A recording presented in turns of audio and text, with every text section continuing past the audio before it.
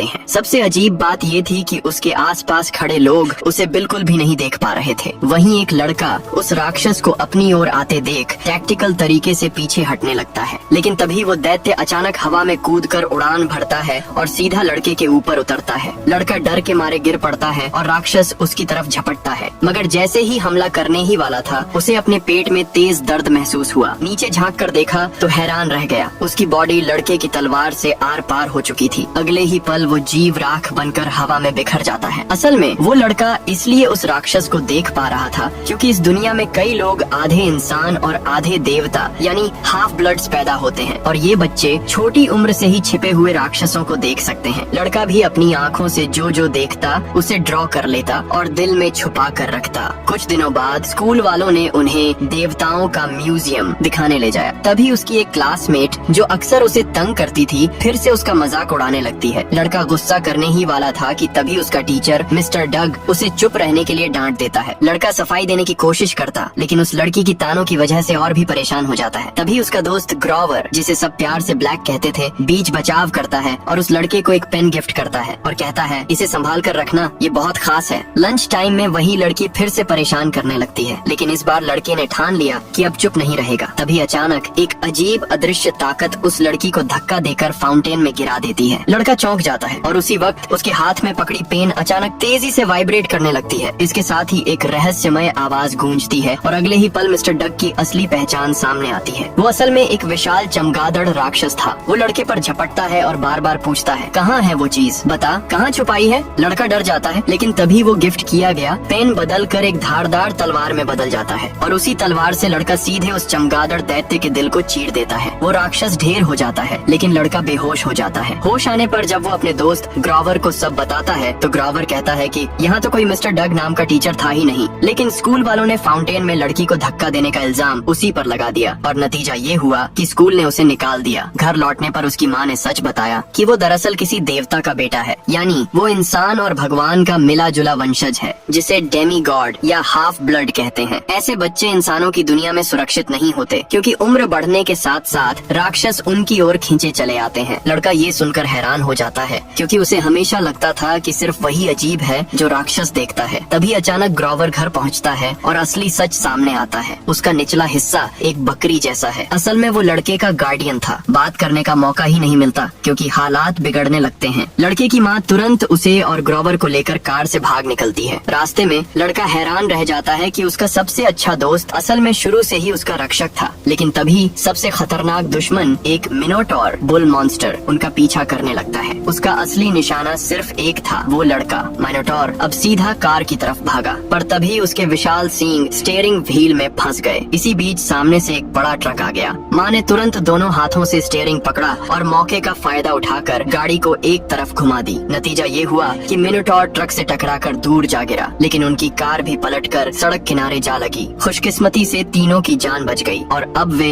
Half blood camp यानी मिश्रित खून वालों की शरण स्थली से ज्यादा दूर नहीं थे। बस एक जादुई सीमा पार करनी थी और वो लोग पूरी तरह सुरक्षित हो जाते क्योंकि राक्षस इस सीमा को पार नहीं कर सकते, मगर अफसोस इंसान भी अंदर नहीं जा सकते। इसका मतलब था कि पर्सी को एक बार फिर अपनी माँ से अलग होना पड़ेगा। दोनों की विदाई चल ही रही थी कि अचानक मिनोटॉर फिर लौट आया। वो अपनी शिकार की तलाश में गंध सूंघ कर आ गया था। माँ ने तुरंत पर्सी की जैकेट खुद पर पहन ली और जोर से चिल्लाकर उस राक्षस का ध्यान अपनी ओर खींचा ताकि पर्सी और ग्रोवर बचकर कैंप पहुंच जाए। वो औरत बिल्कुल किसी बुलफाइटर की तरह मिनोटॉर से भिड़ी, मगर इंसान होने के नाते वो ज्यादा देर तक उसका सामना नहीं कर सकी। अगले ही पल मिनोटॉर ने उसे पकड़ लिया और एक ही झटके में उसकी माँ राख में बदल गई। पर्सी ने अपनी आंखों से अपनी माँ को मरते देखा। गुस्से और दर्द से भरा उसने तुरंत अपनी जादुई कलम निकाली जो तलवार में बदल गई। अब बदला लेना ही होगा। वो पूरी ताकत से मिनोटॉर की तरफ दौड़ा और उसकी सींग पर एक जोरदार वार किया। दर्द से तड़पते मिनोटॉर ने पर्सी को टक्कर मार दी जिससे तलवार उसके हाथ से छूट गई। अब पूरी तरह गुस्से में आया मिनोटॉर एक भारी चट्टान उठाकर पर्सी की तरफ दे मारा। पर्सी ने लुढ़क कर किसी तरह उससे बचाव किया और मौके का फायदा उठाकर फिर से उस पर हमला किया। इस बार वो मिनोटॉर की पीठ पर चढ़ गया। जब राक्षस उसे झटक कर गिराने वाला था तभी पर्सी ने उसकी गर्दन में सीधा वार किया। अगले ही सेकंड वो विशाल काय दानव राख बनकर हवा में उड़ गया।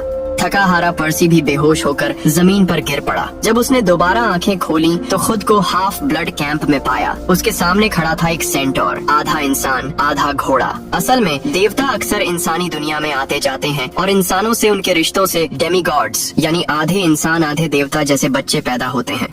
एक तय उम्र के बाद इन बच्चों को इस गुप्त घाटी में लाया जाता है जिसे आम इंसान देख ही नहीं सकते और जो सभी राक्षसों से सुरक्षित होती है। पर्सी को उसके संरक्षक क्रोवर यहाँ लेकर आए थे। कैंप के प्रभारी यानी वही सेंटोर पर्सी को 12 छोटे छोटे घर दिखाते हैं जो अलग अलग ओलंपियन देवताओं ने बनवाए थे। हर बच्चे को उसके देवता पिता या माता पहचानने के बाद उसी घर में रखा जाता है। पर्सी ने तुरंत पूछा, तो मुझे कौन पहचानता है? मगर जवाब सुनकर वो थोड़ा उदास हो गया। दरअसल उसका नाम लेने का समय अभी नहीं आया था। फिलहाल उसे एक अस्थायी घर दिया गया, यात्री और चालाकी के देवता हर्मीस का घर, जहां उनके बच्चे और वो सभी रहते थे जिन्हें अभी तक किसी देवता ने नहीं अपनाया। पर्सी ने जैसे ही वहां कदम रखा सबकी नजरें उसी पर टिक गईं। आखिर कल रात अकेले उसने मिनोटॉर जैसे खूंखार दैत्य को मार गिराया था। यहीं उसकी मुलाकात हुई ल्यूक से, हर्मीस के बेटे से, जिसने बड़े जोश से पर्सी का स्वागत किया। इसी बीच ग्रोवर परिषद को रिपोर्ट देने चला गया और वहीं उसे एक हैरान कर देने वाली सच्चाई का पता चला। इधर ग्रोवर यानान बुरी तरह घबराया हुआ सीधे कैंप मैनेजर के पास जा पहुंचा। काउंसिल की मीटिंग में उसने पर्सी की माँ के बारे में बताया। असल में सामान्य इंसान को अगर मिनोटॉर मार दे तो वो सीधे कटे केले की तरह दबकर मर जाता, लेकिन हेडीस यानी अंडरवर्ल्ड का देवता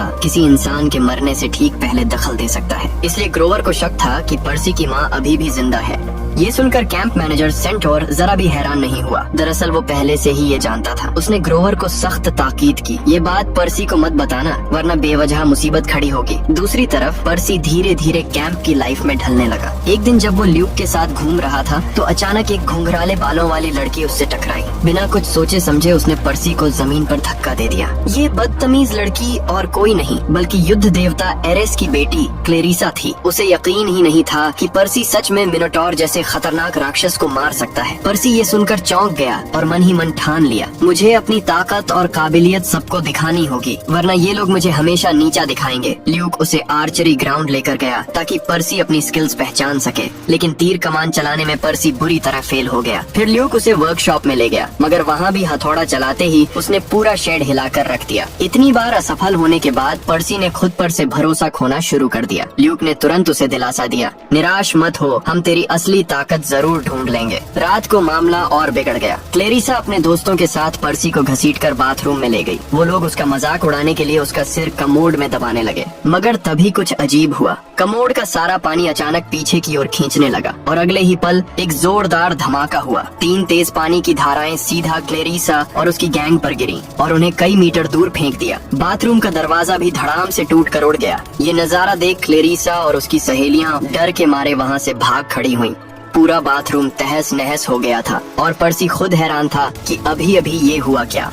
ये सब कुछ ब्लैक गर्ल यानी एनाबेथ बड़ी ध्यान से देख रही थी। वो दरअसल ल्यूक की बहन और देवी एथेना की बेटी थी। जब से पर्सी कैंप में आया था एनाबेथ उसे छुप छुप कर देख रही थी। वो जानना चाहती थी कि पर्सी वाकई इतना काबिल है या नहीं कि उसकी मदद से वो कैप्चर द फ्लैग गेम जीत सके। कुछ दिन बाद मुकाबला शुरू हुआ। टीम 2 हिस्सों में बंटी, रेड टीम और ब्लू टीम। रेड टीम की लीडर थी एनाबेथ और दोनों तरफ के खिलाड़ी अपने अपने हथियार और जादुई चीजें इस्तेमाल कर सकते थे। पर्सी के पास बस वही तलवार थी जो असल में एक पेन से बदल कर स्टील की तलवार बनती थी। मैनेजर की सीटी बजते ही खेल शुरू हो गया। ल्यूक ने अपनी टीम को लीड किया और ज्यादातर खिलाड़ियों को लेकर फ्लैग की डिफेंस करने चला गया। इधर एनाबेथ पर्सी को उल्टी दिशा में लेकर चली, लेकिन अचानक उसने पर्सी से कहा, तुम यहीं रुको, और खुद जादुई कैप पहनकर अदृश्य हो गई और कहीं और चली गई। उधर दोनों टीमों में जबरदस्त लड़ाई छिड़ गई थी। पर्सी बोर होकर पेड़ के तने पर लेटकर आराम करने लगा। उसी वक्त क्लेरिसा, घुंघराले बालों वाली लड़की, अपने 2 साथियों के साथ वहाँ आ धमकी। उसने मौका पाकर बाथरूम वाली पुरानी दुश्मनी निकालने की ठानी।